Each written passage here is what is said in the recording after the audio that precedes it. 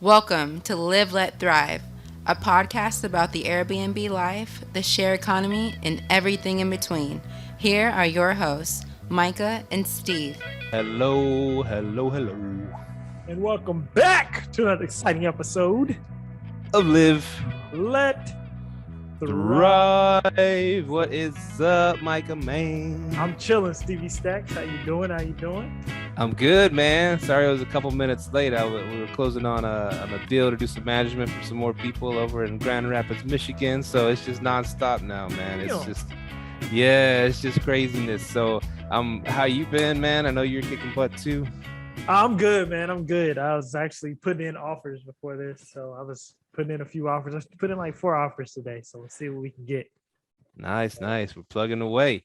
Well, this is episode 188 of your favorite Airbnb, VRBO, Uber, Lyft, all that share economy stuff podcast in the world. And we're coming at you live from Fort Worth and Arlington, Texas. And we have a special guest today, Micah. Who we got? Emanuele Pani. See, that's my Italian accent. He just wants to go by E on the show.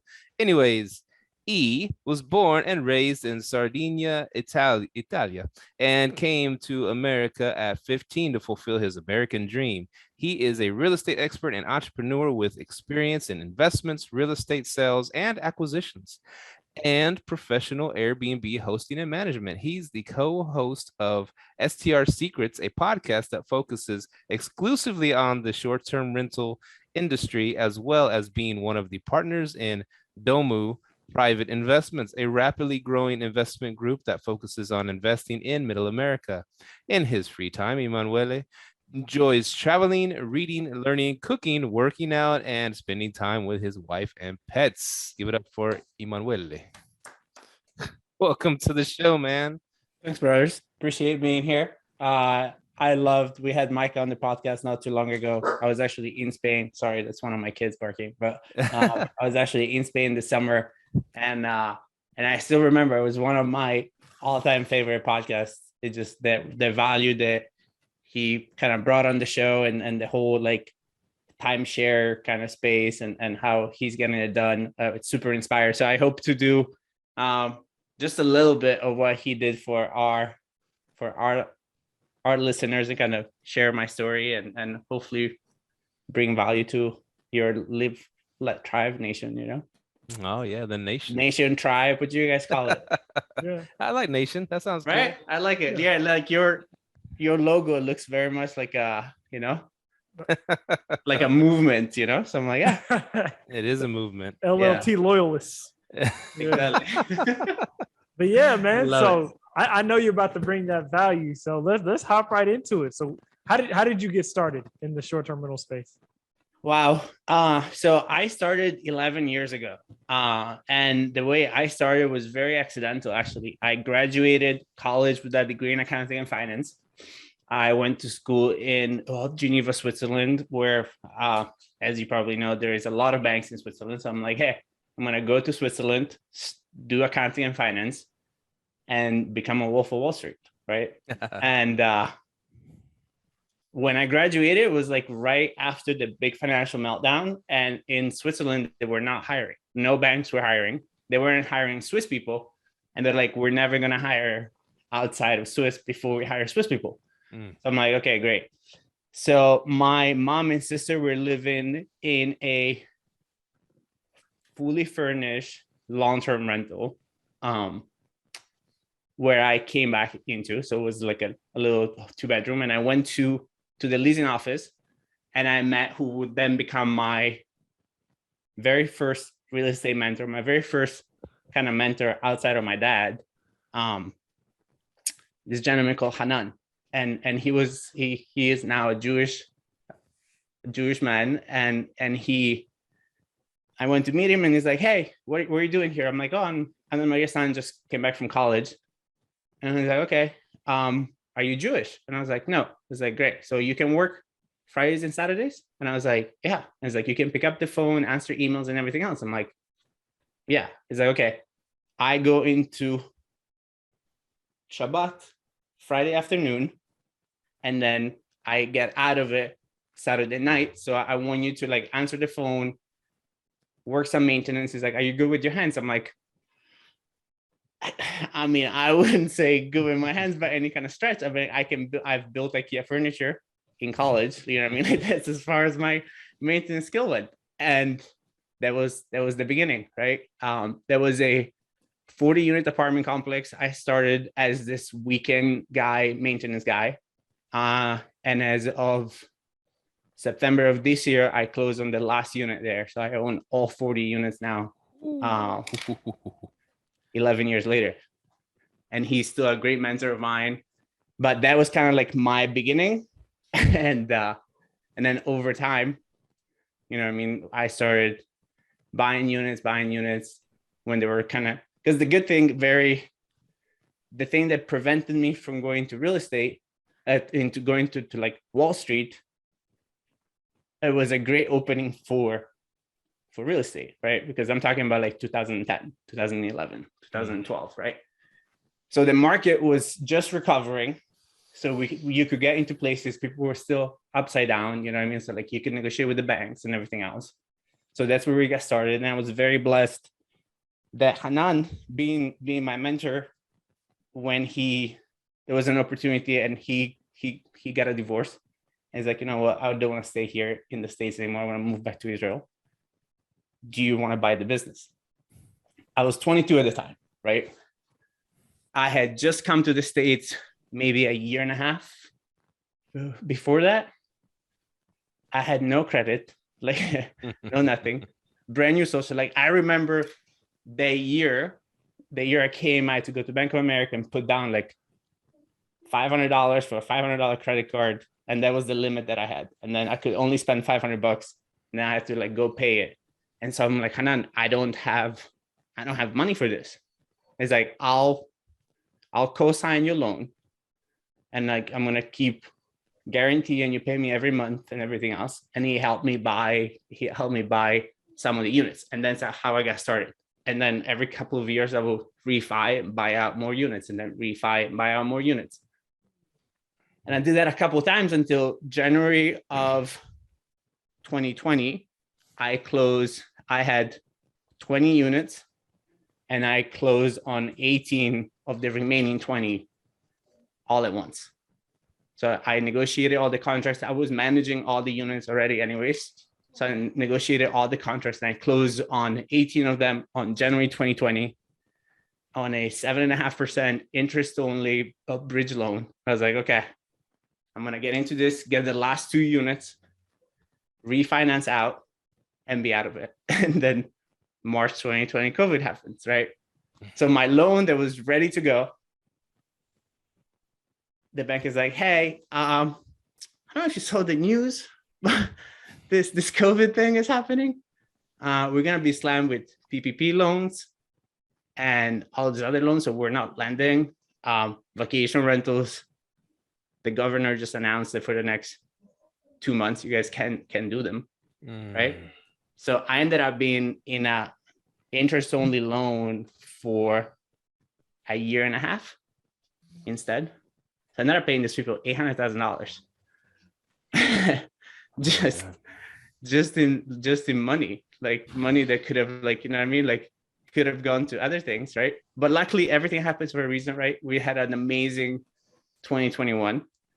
We were able to, January 2021, I got unit 39, and September of this year, I just closed on the last one. And as of a couple of weeks ago, I refinanced the whole loan out.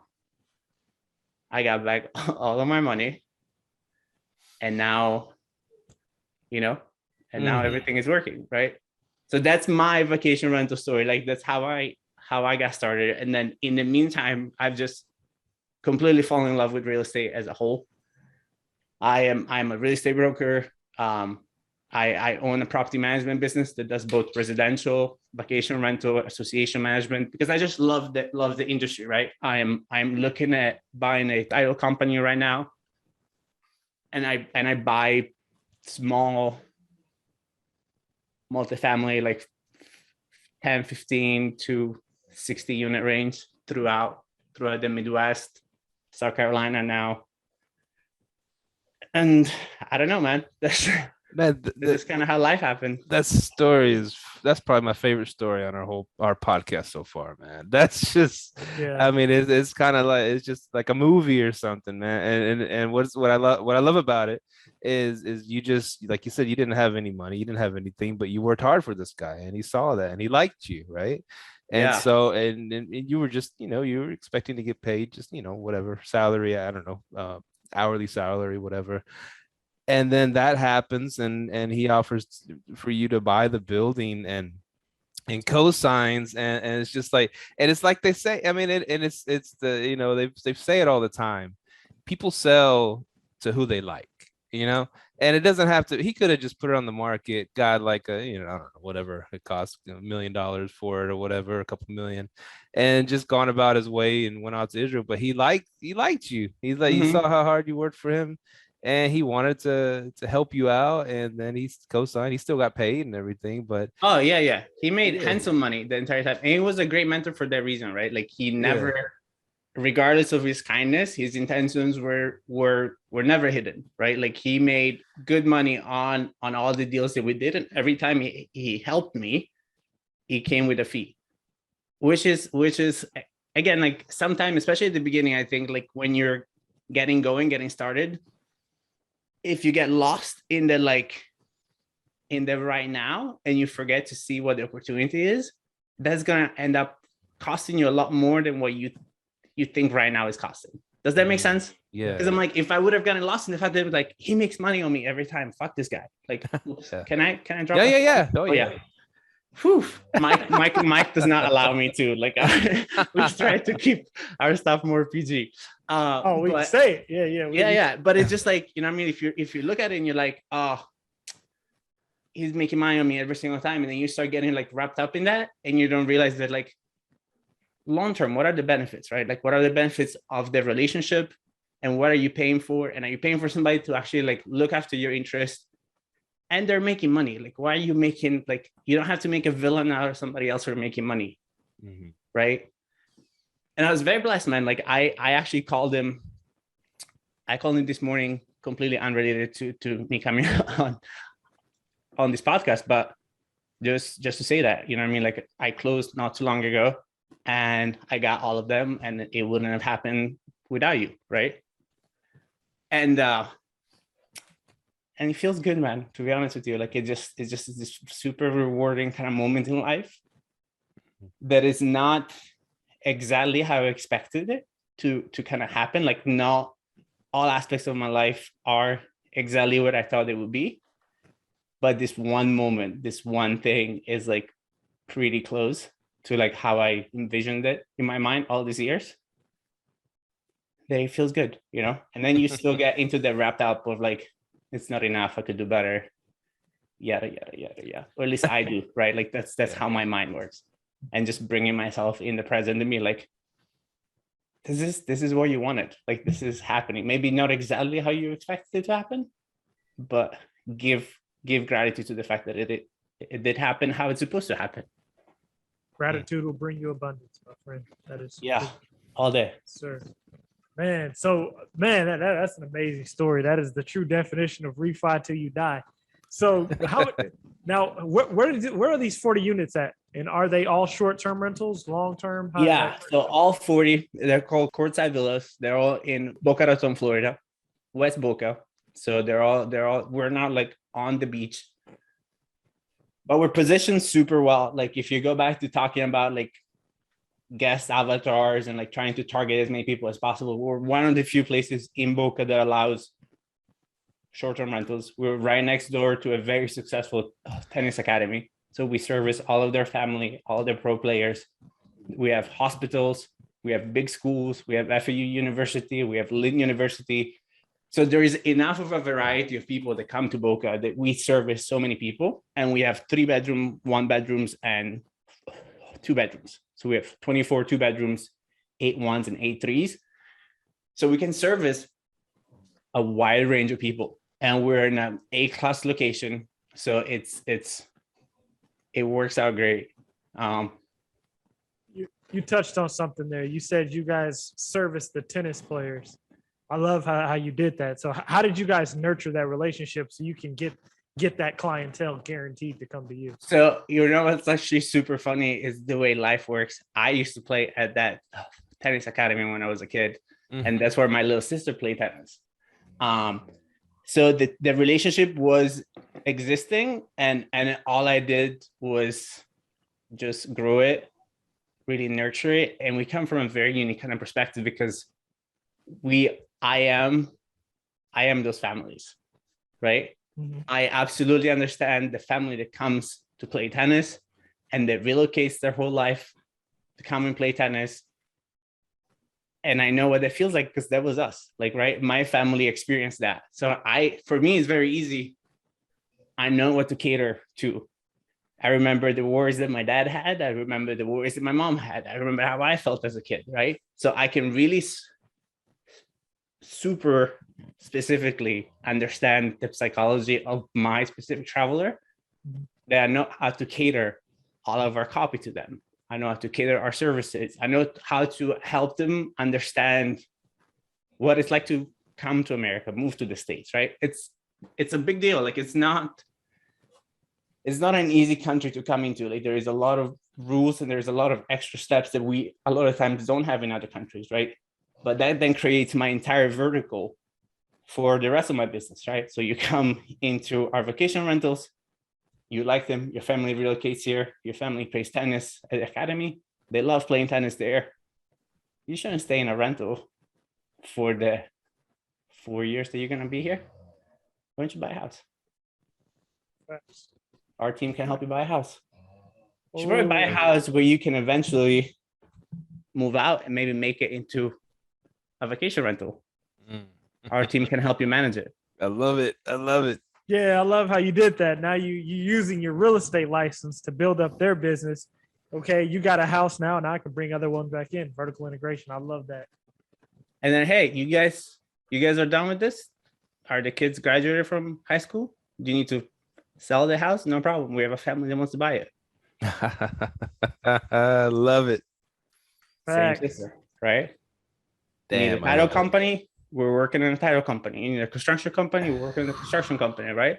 So it becomes this big octopus that's all grown from vacation rentals and understanding. That's why I love this business, right? Because there are so many streams.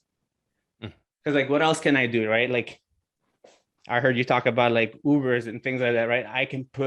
I used to have my old car, used to be parked at the apartments just for fun. And I'm like, I'll just put that shit on tour. Right? And I was making like $400 or $500 on a car that I was paying like $150 on. And I was just like, I don't have time for this right now. But how fun would that be? I'm just gonna buy a couple of minivans, just fucking park them there, add them to my arrival instructions, right? Add them to my email confirmations and be like, hey, do you need a car? just Uber over, right? So it's really understanding like your systems and your people, how many things you can grow and scale into.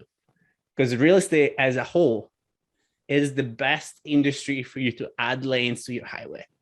There is no other industry like this, right? Like, there is no other industries that I can keep growing sideways however much I want, right? Like, you want to create a 9-10 lane freeway? Why not?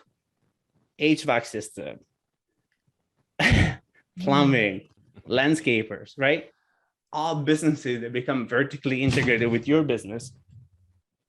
Where does it end, right? So that is really like what's been on the kind of forefront of my mind, but it all got started from there, right? And I didn't look up from there. Like, I didn't start thinking this way. I think I bought the initial bulk was like 2012, because I worked for 2 years before that. And I didn't look up until like 2016. I was just in my business. I was just like, I was doing the maintenance. I was doing the thing. I was doing everything, right? And then I met Mike, that whole mastermind group. And they're like, wait, you're thinking too small. I'm like, what do you mean? This is what you should be thinking about. And then everything else, man, everything else has been a completely different game from there. Love it.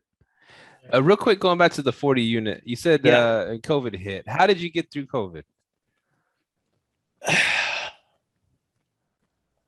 So my bank that I got the loan with is called Corvest, and they're a bank out of California, and they're not a public bank. They're pretty much hard money lenders, right? So when COVID hit, the good news with us is with the fact that we have the academy there, I've always kept about 8 to 12 units any given year. I rented what I would consider long-term to the ever families. So those are the families that come and stay for the school year. So they're 9-month leases. We charge them about 20 to 30% higher than whatever the market rent is, but we don't get quite as high as we do on the vacation rental. So we were hurting, but our nut was kind of covered. We asked for loan forgiveness or like loan forbearance. They're like, we don't care. Oh, damn. So they didn't give us in May. So my payment was due on the 15th of every month. In May 2020, I emailed them. I was like, my payment is 10 days away. I have half of the money. I need more time. Can I have a month? And they're like, you can have a week. I'm like, okay, cool. Damn. So I took the week. I got the payments, right? But then as soon as COVID loosened up a little bit, and we were very blessed, like the way that our Florida overall handled the pandemic, whatever is scientifically right or wrong, it's Airbnb and business right? So like we've been making money ever since. But those couple of months, man, we got super lucky. We got some PPP money to keep like our team, right? Our cleaning crew and everybody else. Everybody got salary. So they were good. We got some salary from that. But yeah, man, May 2020, I got a little bit uncomfortable for a second. And also because I had no prospects on who was going to refinance this. Like I had no idea if the bank was ever going to come back to us and say yes. I didn't know how long COVID was going to last for. So I'm like, is this going to be a thing? Like people are not going to come to Florida anymore. But then all you can do is just like, okay, like I'll worry about that tomorrow. Right? Yeah. It's in a very like, it kind of sounds dumb, but you're like, can I fix it today? I cannot. What can I fix today? Right? I can work on this. I can work on that. I can try to find people to rent units, medium to long term, right? Just work on that. Just work on bringing some money in, and then I'll see what happens, right? And I have a yellow board here that I can show you like all the rejections, all of the no's, all of the everything, and it's all here, right? All the lenders that I went to like took a long time. Now I have a question for you because you've gone through something tough with COVID, you know, with not having that pressure on your back of, hey, I might not be able to make my mortgage payment this month. Yeah. So, you know, with this Omicron, I don't know what it's called, this new variant that's out, you know, the new variant comes out every week. This new variant that's coming out, they're saying it's supposed to be critical. What would you tell someone who's going through like a hard money process? How would you tell them to be prepared if something like this were to happen and they couldn't like make the mortgage? Like what would your expertise be to them? Yeah, just like keep moving. So what I learned from lenders has been a couple of things, right? If a lender is not super responsive, something is wrong, right? So the moment they start kind of pushing you around for a little bit too long, like I got hurt multiple times because I think there's still a mindset that I'm still working through of like, dear bank, please consider me. Like, please consider me. Whereas instead is like, I'm a business owner with a successful business. I need a partner. Give me fucking money because I need you as a partner. It's not, I'm not pleading to you, right? It's just like, we should have more of a saying as to what happens, right? And it's like, when that doesn't happen, when you're not getting responses quickly, because at the end of the day, like whoever you work with should want to close this loan because banks make money giving money. They don't make money in any other way. So if they're not getting back to you quickly, there is a problem, right? Get a mortgage broker. It's hugely beneficial. I try to go like directly to small banks and you can get to it. But if you have an urgency, you have to go to a mortgage broker, and you have to go to a mortgage broker because they know loan programs. They understand where a bank is in their lending power, right? Like you don't get those calls, but they get, like my guy, Steve, works for Marcus and Millichap. He'll get the call, be like, we have 20 million that we have to lend out before the quarter is over. Who do you know? Right? So a good mortgage broker has access to line of credits and money that you don't see. Right? So he's understanding also that is like, are you worried about his fee, or do you want to get the deal done? Right? Because somebody like Steve takes 1%. Right? So it's a 68,000, like my loan was 6.8 million. It was a $68,000 fee for Steve. Does that hurt my butt? Yeah. Would I rather keep the $68,000? Yeah. But did I need to get out of this loan before something happened? Yeah. And it is in the long term, me owning all of the units worth more than $68,000. Right. So it's understanding like you pay for what you get, and it's a big deal. And just be ready. Be ready, or be ready to be kind of scrappy. Find the ways, find the money. You know, I've learned that very well over the years, because I didn't have money all the time. There were times that like I couldn't get paid. Are you comfortable with that? Because that's the thing people don't tell you, is like this business, like, yeah, the best way I have to describe it is this, right? I was comfortably uncomfortable for a very long time because I believed in the fundamentals of what I was doing. Like I knew I was doing the right things. And I understood that part of the process was that sometimes I wasn't going to make money. But I knew when I look at my stuff, my fundamentals, I was buying assets, I was growing equity, I was renovating units, I was investing in my business. And sometimes I was fully deployed in all of my capital, and I had no other money, right? I wasn't broke. I was fully deployed in all of my capital. Like how you word it like that. Right? Because you have to understand that also, right? There is a difference, because like you're broke when you spend money doing stupid shit. Yeah. If you're like, I go broke, like I went broke. I went fully deployed again a couple weeks ago, because we had an opportunity to buy a 29 unit in Charleston, South Carolina with a partner. And we were supposed to raise money. We raised some money, not all the money. So we had to come out of pocket. And it was like X amount of money. And I literally like, we closed, and the day I closed, I have $90 in my savings.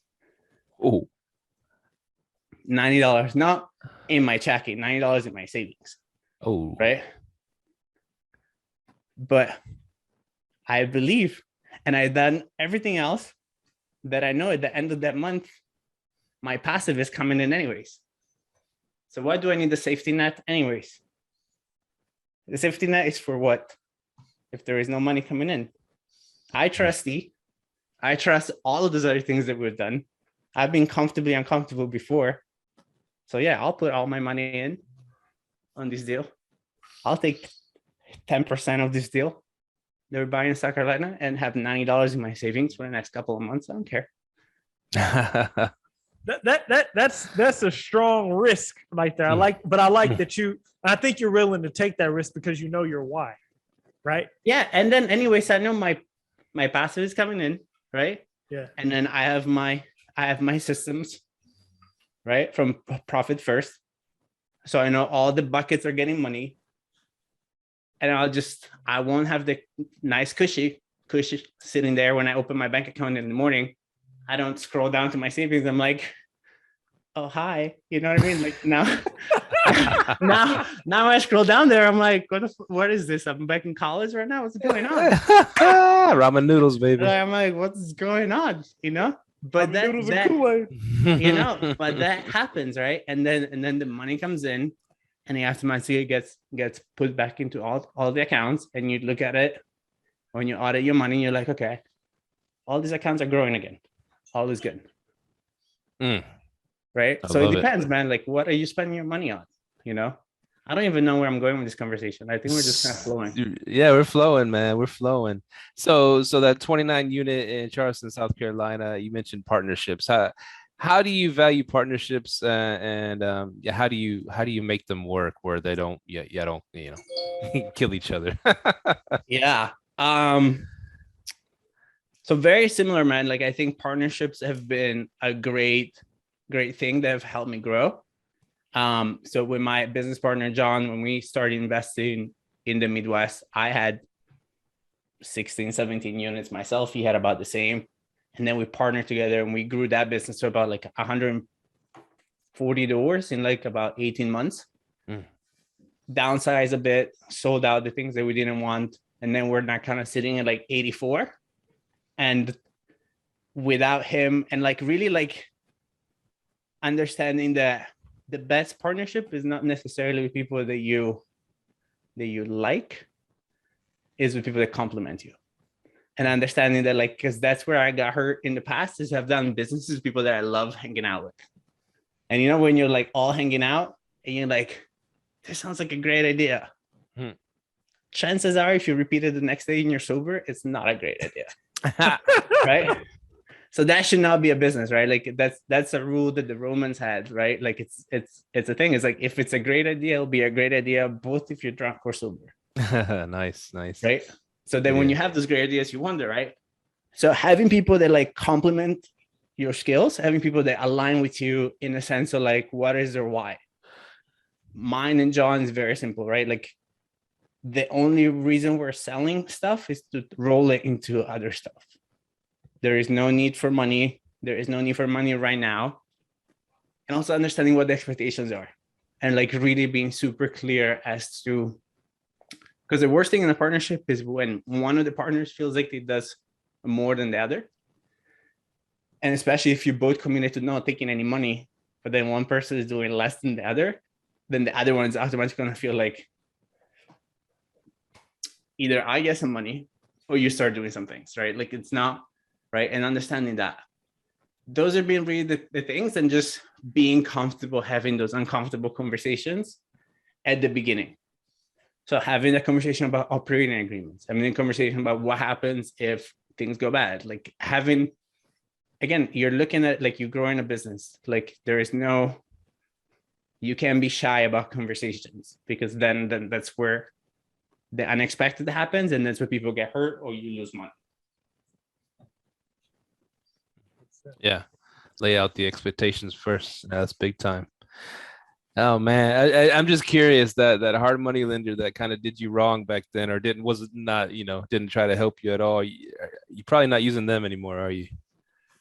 You know what's funny? I was talking to my wife, because what they gave us was a line of credit at the time, which we have paid off, which we could technically reapply for. I'm like, we should reapply for the line of credit. And my wife's like, why? They were horrible. I'm like, but at the end of the day, were they horrible, or were they just a bank? They needed right? Like quit the belief that like people do you wrong. You perceive somebody's doing you wrong. You change your perception, that person is just doing what they're supposed to be doing. Right? Are we business people? Or we're fucking little babies? Like, you know what I'm saying? Like, because I'm saying, like, like they gave me like a $6 million line of credit. That's how I bought the place that's how I bought the 18 units in a single go. Mm-hmm. If you're willing to re-give me a $6 million line of credit for me to buy something else, it's just business. It's just business. You know what I mean? Like, I'm not, and they'll do it as long as I pay them. And that's the understanding, right? Like, that's the relationship. Did I wish that I had more compassion in the moment? Absolutely. Was I all like, fuck the banks, in the moment? Absolutely. But at the end of the day, it's like, where do you want to live? You know what I mean? Like, you want to live up here at a level that like none of this shit bothers you, because at the end of the day, it doesn't matter. Because at the end of the day, I'm here talking to you guys. The refinance happened. They got paid. I have all my units. or do I want to be in my wrapped up kind of like mental story of like, they did me wrong and it cost me all this money, and all this money could have been, would have been, should have been, for what? Is there power in that? Like, is that power in that level of thinking? I don't think so. So I just don't want it. I don't subscribe to it. I love that. Nice. Mindset, man. Mindset is everything. So you're now up to what, 69 units in total? Is that your entire portfolio? No, so I have 40 units down here in Boca, and then I have 84 in the Midwest, and then I have 29 that we just closed on in South Carolina, and then we're under contract on like 18 more. I don't even know math. I don't know what that is altogether, but it's a bit. So you're 84 in the Midwest. Are those like long-term, short-term? What is that? All long term. Yeah. This is like a small town outside of Kansas City. Average rent is like $450, $550. I'm talking about like blue collar town, workers. So with those like 84 units that you have out there, that's like a good cushion for you every month just to have coming in, right? Because it's long. That doesn't come to me like that. That's all. That's part of the business partnership that we did with John, was like the understanding that all of that money was going to get reinvested into more units and more deals. And then there we learned a lot too, because like some of those units hurt us real bad and we lost a bunch of money and over time, but like it's all part of it, right? Yeah. So that's like a good bank play for you guys. You know, you have those and then you can roll it into other investments. So now we're exiting. So our cycle for that Missouri market was supposed to be 5 years. So we are at the end of that cycle. So now we actually have all of those units all rented up, and we're looking to exit and roll the money into South Carolina. I love that. Also, because what we learned with long distance investing that has been kind of big for us was also the hire slow and fire quick. That's been the biggest lesson, especially with like long distance.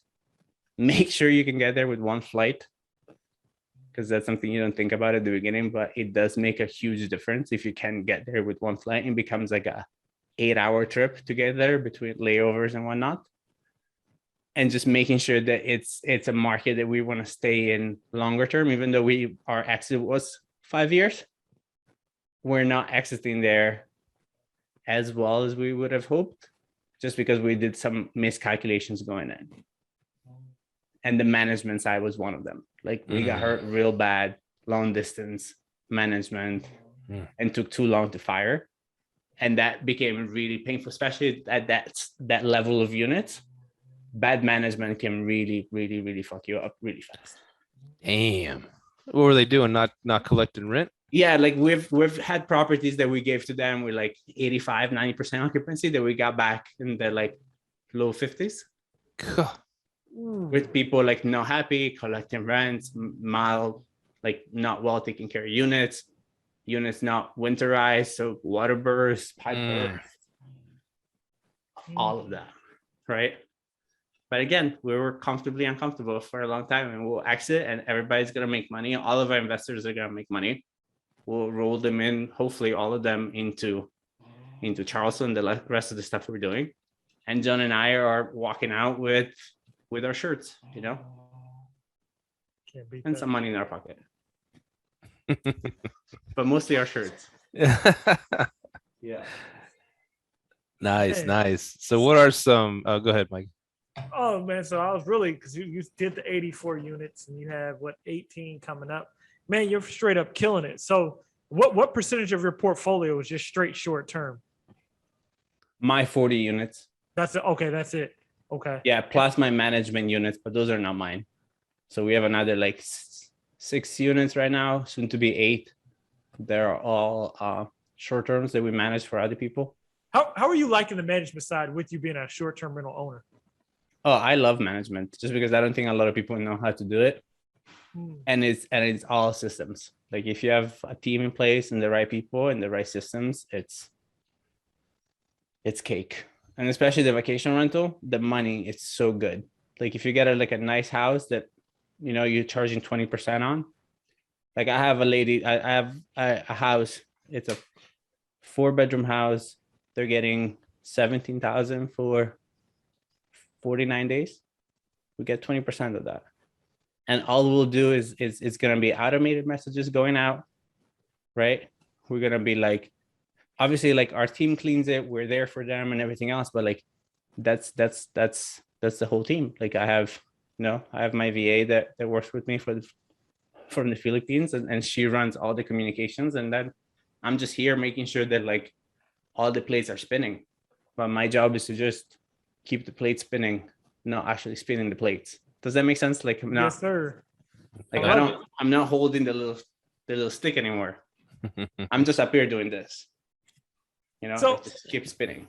So I have a question. With that many Boca units, what's your operations look like for your team? Like, so because it sounds like you're 100% hands off. So like, what systems do you use so it's all automated?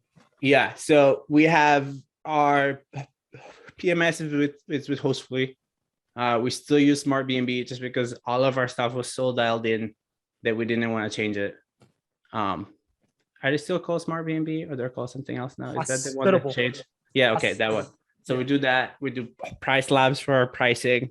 And then I have Joyce, which is my amazing VA. She works with me Monday through Friday. She does all the communication for the long-term management business and all the vacation rentals. And then I have a team on the ground, husband and wife, and they have extra people under them to do all the cleanings and the maintenance. And then I have Jorge, which is our main contractor guy that kind of handles all the major rehabs, renovations. And then I have other subcontractors, like all my AC crews and landscaping and all of that. Wow. So how do you handle communication with all those people? Like what's up? Oh, okay. That's awesome. Man. Yeah. Yeah, nice and simple. Like I don't like, you know what I mean? Like just, hi, what's up, everybody? Like we have WhatsApp chats with everybody with the different projects and the different things. Nice. Now, what are some a great way to find a great VA? Because that's where we've been struggling, trying to find a VA that can handle, not just, simple tasks, but like nuanced messages, something that's a little bit more complicated than a simple answer. So I use this company called My Outdesk. My what? My Outdesk. Outdesk? Yeah. Okay. So they are a little bit more expensive. So my girl, she's on a 12-month contract. I think I pay her $17.99 a month. That's what My Outdesk charges me. She works 40 hours a week, Monday through Friday. And the reason I went with them is it's a couple, right? So they are an American company based in California that has a bunch of call centers in the Philippines. They are known for paying 3 to 4 times what the wages are in the Philippines. And they have a bunch of programs within the company that helps them with their retention rate. Because my biggest thing at the beginning, I'm not a great manager, right? Like I'm not super detailed. I'm like kind of big picture, like run with me. And we'll both be confused, but let's just run together and see what happens, right? Right. So they help you with their basic training. They guarantee you that they have 2 Wi-Fi connections that work at all times. They have a system monitoring that they're actually working. And due to the fact that they pay so much higher and they have all those benefits, end up getting really, really overly qualified kind of candidates. And then the main thing is just really a lot of hand-holding. Like at the beginning, and this is kind of counterintuitive, but the moment you hire somebody, especially a VA, their first 4 to 6 weeks, you're going to work more than you have in a while in that business. Just because unless you've been documenting your systems the entire time, you're going to have to be documenting them and you're going to have to train them on the systems and have them watch with you and have them learn with you and then give them feedback and then spending time nurturing the relationship. A lot of people, unfortunately, so like the same way that like some people here treat people in the service industry worse just because they're in the service industry. Imagine how people act towards VAs in the Philippines, right?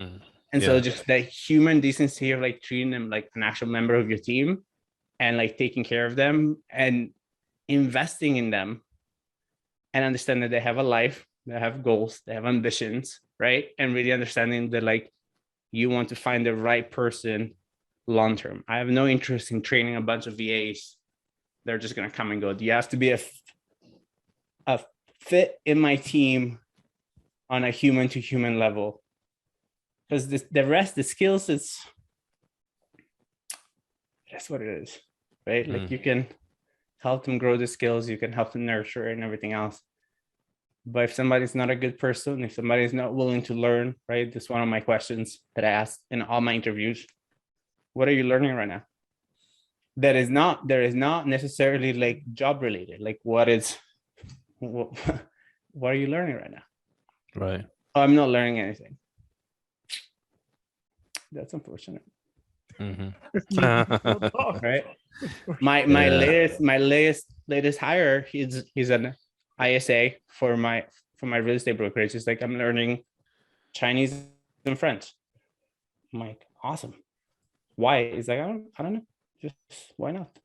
I'm like, he's my kind of guy, right? Like, because that's how I am, right? I like walk around my life. I'm like, where can my life get better? Like, where can I learn? What skill can I learn to make this part of my life better? And I just go and learn it. So I don't understand people that are not interested in it. But I mean, that's none of the people that listen to this podcast. So you wouldn't be listening to this podcast, right? Facts. Right. So that's cool, man. How many VAs do you have currently? Just two? Okay. Yeah. And it took was it a long process of weeding bad or ones that didn't get it? Did you have to like go through a lot of ones that didn't fit to find these two great ones? So with Joyce, we interviewed 3 people, and we fell in love with her immediately. Like it was an immediate fit. Like just her energy and just her kindness and just like for the role that she was gonna take, she was perfect. With the ISA, we went through like 6 or 7 people, and it was just a vibe. It was like an immediate feeling also.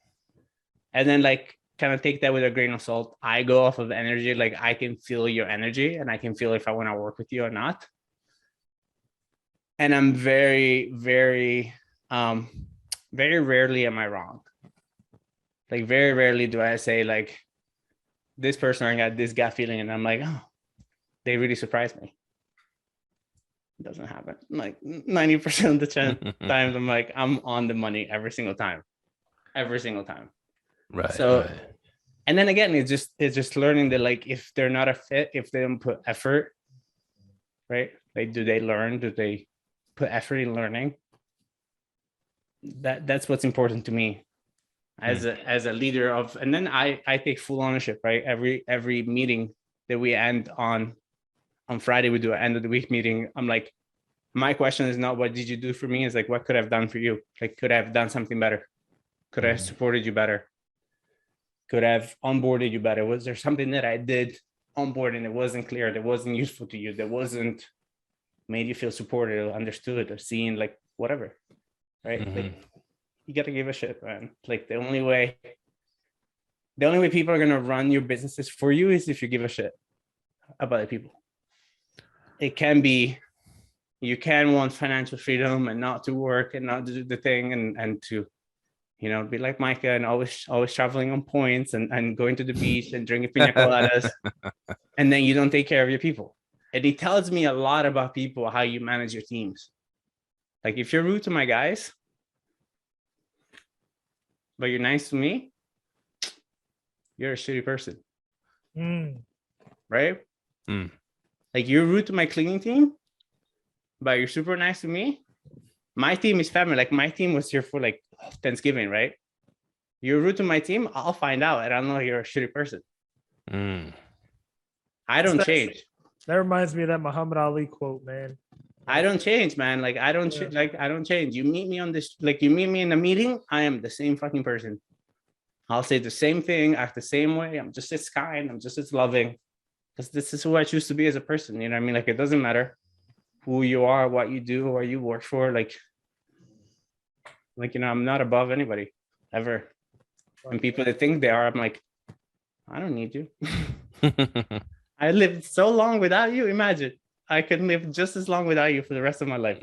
Yeah. You know? What was that quote, Micah?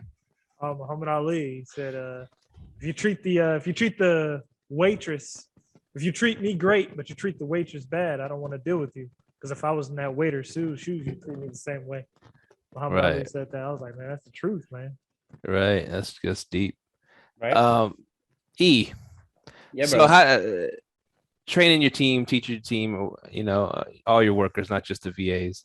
How do you keep from micromanaging? How do you do the balance from not micromanaging and giving them room to maybe fail a few times to learn? I mean, how does that work? Does it freak you out? You don't want them to fail so bad that you're always like hovering over them, or how does that work? I definitely hover sometimes, and sometimes, especially when it's a more delicate issue, I'll like definitely come in still, and that's a learning for me. The good and bad news sometimes is that I'm so busy that I don't have time to be over them, so I have to trust, like I have to have faith.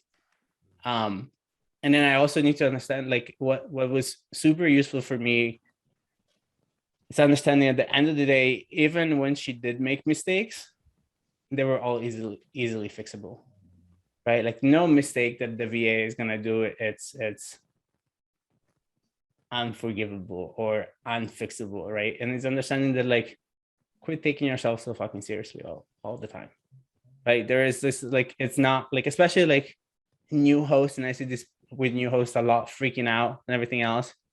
Just have conversation with people, have conversation with travelers, and go talk to people, and it's fine. Most of the time people freak out if you make them feel like you don't care, right? But I remember, like, at the beginning, I used to shake when people would call me and complain. I would shake, man. I would be so mad because it's just like, I knew the effort we were putting in, they were just not appreciated. And I realized that some people are just sad people, and there is nothing you can do. Like, no matter how good your place is, no matter how good the experience is, no matter how clean the place is, it's just kind of terrible. And they're just terrible people. But those people are the ones that when you go in there and you smile at them and you laugh with them, they'll flip like that, because they've never been treated like that anywhere else. Because they know that they're so fucking annoying that everywhere they go, people just hate them. People just hate them, and they're just complicated. They're just complicated clients, right? But it's just understanding that it's like, do you have hospitality is empathy, man. You have to have understanding of like what people go through, right? Yeah. I remember my team sometimes calls me like shake it, and I go to the units and I'm like, are you the one that's been scaring my team? And they're like, and like, that person will take it super seriously, but like the husband will laugh or the wife will laugh, right? And like, and then you just need to be like kind of comfortable in your own skin, right? And understanding that, like, I'm here to make it better. My whole team is here to make it better. You don't scare us. We're here to help you make a great experience. Like, that is what our like genuine intention, right? Like, we come from a genuine place that's like, we are honored that you chose our place. We will do whatever we can to give you a great experience. And that is what our intention is. Like, in our heart, we want to take care of you. We love hosting you, and we love that you choose our place, and we take care of them. And we take care of them because, like, we understand your money and where you spend it means a lot. And I don't know, especially now with COVID, like, I don't know how long this vacation took. Like, how long have you guys now seen each other? Like, we get it. Right? I went 2 years without seeing my family. I understand where you're coming from, and we'll take care of this. We'll make this a great experience. Nice. So the name of your podcast again?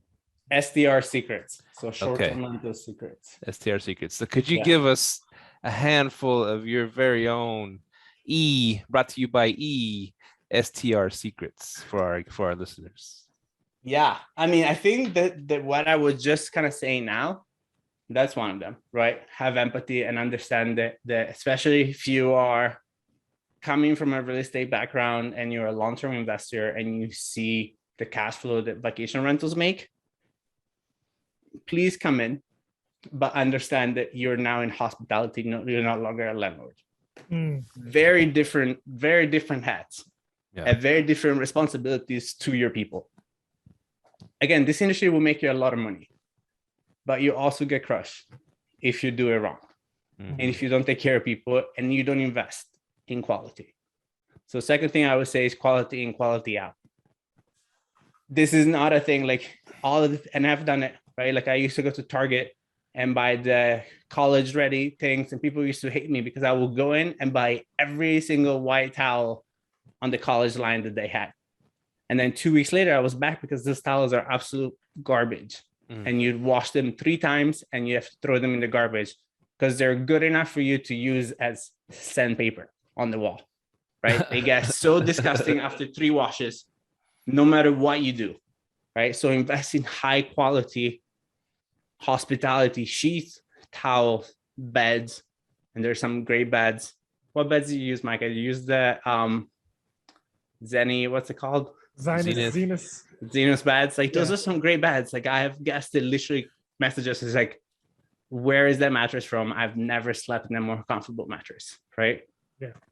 And understanding that, like when you're furnishing your place, like the best way to do it, especially if you're a new person and you don't really know, is inspect it what you expect, right? So like after you're done with your place, you're like, this is amazing. Spend a night there, right? Spend a weekend, invite your family, spend a weekend, take your place for a test run and really see what happens, right? Is that couch that was so cute in pictures, is that actually comfortable? Or do you sit on there, you're like, oh shit, my back hurts, right? Do you have enough blankets, right? Like, do you sit on the couch and you're chilling with your family and you're watching a movie after a long day out, right? In Orlando, for example, and the house is on like 72 and you're watching a movie, do you have blankets on the couch? So really like put yourself in the shoes, and that's the way that you'll make money also. It's really imagine and put yourself in the shoes of the people that you're looking to service. Do it with a genuine heart of like actual service without feeling dirty for making money. Like you're allowed to make money if you provide a quality service, and just do it with love, man. Like it sounds kind of like woo woo, but it's the reality of hospitality. It's like the people, and like if you're not that lovey kind of person, you can fake it, but do it. Like the Ritz-Carlton, it's in their books. That's how they train people. Not all of those people that work at the Ritz are lovey-dovey people, but they are in love with providing the right level of customer service. Or find a VA, find a very lovely VA that you can hire, right? That gives you that personal touch. It gives you that feeling of care, because that's what's going to make you money. I want to touch on something you said about the Ritz-Carlton. Yeah. It goes into branding, right? The Ritz-Carlton, you're always going to get that special level of care because you know Ritz-Carlton's all about high luxury. And whenever you have that brand, the people that want to work for you are going to carry that out for you. That's another good thing with branding as well. Branding and having a why. Those are two strong things right there. But yeah, go ahead. E. Just want to throw that No, in. nothing. But like the thing with the Ritz is true, right? Like I think like I read one of their books, and I think every employee had like a ridiculous limit to make any guest request happen. So I think it was like something like $1,500 that anything that I guess asked for, they didn't even have to ask. They could just go and spend the money to make the guest a more memorable experience, right? And I don't remember what book it is, and don't quote me on the number, but it was something like that, because that's the thing, right? Is like understanding, and like it's in the culture that you teach your people. So you have to be very clear with what your why is, because if your why is just to make a quick buck, vacation rentals is not it. Like it's not a short-term game. It's short-term rentals, but it's not a short-term game. I like right? that. Like, you're not gonna make money. You're not gonna be in business for a long time. And if you put bad furniture in there, those are not gonna be in business for a long time, right? So you need to kind of like find a perfect balance of like where you want to be. But the minimum should be a Hyatt, right? Like you shouldn't try to be the Walmart of short-term rentals. because it doesn't work out, and it's gonna be a lot of headache, and that's actually like what kills the longevity of your business, right? And the neighborhoods that you invest in, and really be mindful of like, you can add a service or you can be a nuisance. And if you're a nuisance, you're only hurting yourself. Because if you're a good, successful operator, all those neighbors could be your clients. All their families could be your guests, right? And understanding like, you have to look at your life as an ecosystem. Right? You don't want to kill anything around you. You want to try to assimilate as many things as possible into your ecosystem. I think that's it. I love I don't that, have anything else. You got a big ecosystem, don't you? Ecosystem, yeah. I love it. Yeah. Like, and everybody knows like my home is your home, you know what I mean? And like my people, if we can help you, we'll take care of you, you know what I mean? And like, and that's why I choose to stay super local. Like I don't expand into other markets to do vacation rentals. I know my people, I know my market, and I'm here. Hey, what's your favorite life quote in Italian? My favorite life quote in Italian. I'll tell you what, we're working on. So I have a lot of tattoos. I don't know if you guys can tell from the thing, but I have a lot of ink going all over my, and I love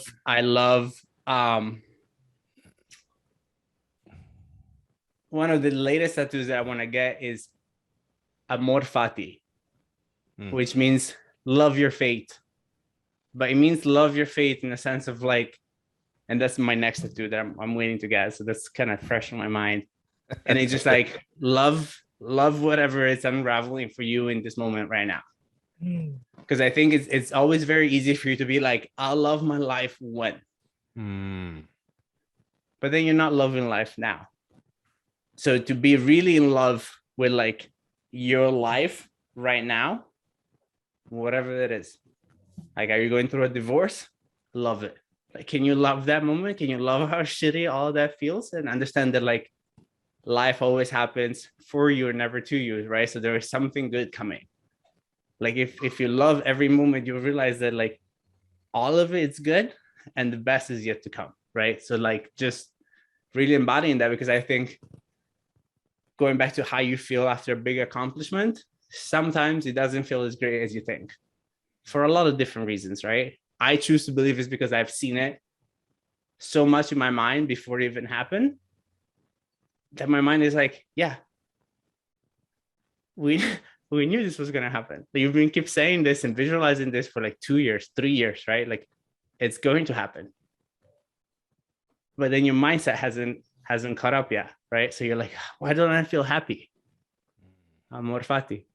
Amor fati. I love it. Love your life right now, you know? That's dope, man. That is dope. Yeah. See, you came on and rocked it, just like I said you would. I love being here. Again, my only goal was to give value to your people and to hope maybe like if you're thinking about it, if you're having some doubts, if you don't know, like just have faith in your fundamentals and just one foot in front of the other. And sometimes you got to be comfortably uncomfortable for a little while. But as long as you keep reinforcing it with the right things and the right people and listening to the right things, right? That's huge. And just having good friends around you that can like help support you and level up, right? One of my mentors, Dan Grebe, says, don't worry, your story will end well. Your story will always end well.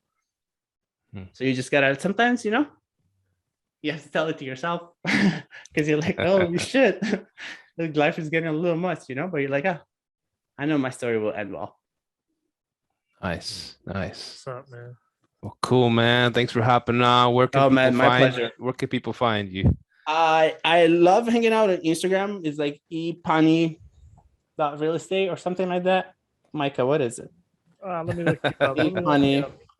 Yeah, we talk quite often on epani.realestate. That is my IG. You can reach out to me on there anytime.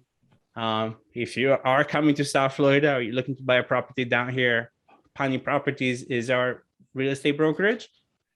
or if you're just looking to come and stay with us, Portside Villas is our main property, but you can reach out to us. We have other properties around as well. One-stop shopping right here. Hey man, that's the vision. Emanuele Pani. Yeah, Man. It's been a great episode. Micah, got any more questions? We'll wrap it up. That was it, man. You killed it once again, man. Every time this guy talks, I learn something. Keep doing your thing in the real estate side. I love that you're on the buying side and you're, increasing that net worth. Keep doing it, man. My pleasure. Thank you for having me, guys. Arrivederci. Arrivederci. Ciao, guys. See ya. Ciao. Man, that was another great episode, dude. Another great episode. Emanuele, I was on their podcast, and man, they really know some stuff over there. It's a really good show. Definitely check them out. And yeah, Emanuele, man, he's killing it, dude. 84 units in the Midwest, 40 in Florida, 29 up somewhere else. Another 18 coming, man. Like, yeah, dude. I'm like really like, dang, he really made me think when he said, man, he just went for broke and just put all his money into one thing. He's got $90 in his savings. I'm like, damn, it makes you think maybe I should just do it, but I don't know. But yeah. Oh, burn the ships, right? Yeah. Burn the ships, yeah. But he knew, on a certain day of the month, money's going to come back in anyways. It's a smart calculation, right? Yeah. If hey, that's what I'm saying. You got 84 units here, 20 here. You know what I'm saying? Money's going to come back in. So yeah, you can take that risk. Take smart risks, calculated risks, right? Yeah. And he said he's using profit first. So yeah, that's the way to go. That's the fastest way to tell if you can make a move or not. So we get great guests on the show. This is great, man. We appreciate all y'all listening and supporting our show all these years, it's turning into years. And y'all have pushed us to be the best we can be. And we appreciate that, man. This is Live Let Thrive. Yeah. And we have our new emails yet or no? No. Live Let Thrive at gmail.com. At gmail.com. Yeah. Okay. Yeah. But yeah, man, thank y'all for continuing to listen. And it's been years, like you said. Let's keep hoping we can make it some more years. Old Beardy Brandon's calling it quits on BP. So he's taking a sabbatical. Huh? Taking a sabbatical, right? Oh no, he announced it. Well, yeah, the last episode I heard. No, on his IG. He's done. He's passing the torch. He said he'll come on every now and then, but he's passing the torch. He said, I'm gonna go ahead and let what's his name? Mike. Brandon and I hate to say the other guy, but the other guy's good. Yeah, slipped our minds, man. I know. Green. But, his last name's Green. David Green. David Green. Yeah, and he's passing over. I was like, oh, but yeah. So yeah, let's see if we can make those years like that, man. So yeah. Amor fati. I love that. If I could say it, I would. I don't know how to say it, but yeah. All right, man. It was good. All right. Holler. All right, we are out. Peace. Later. Thank you for tuning in to this week's episode of Live, Let, Thrive. Be sure to tune in next week for all the latest in the world of Airbnb and all that entails. Bye-bye.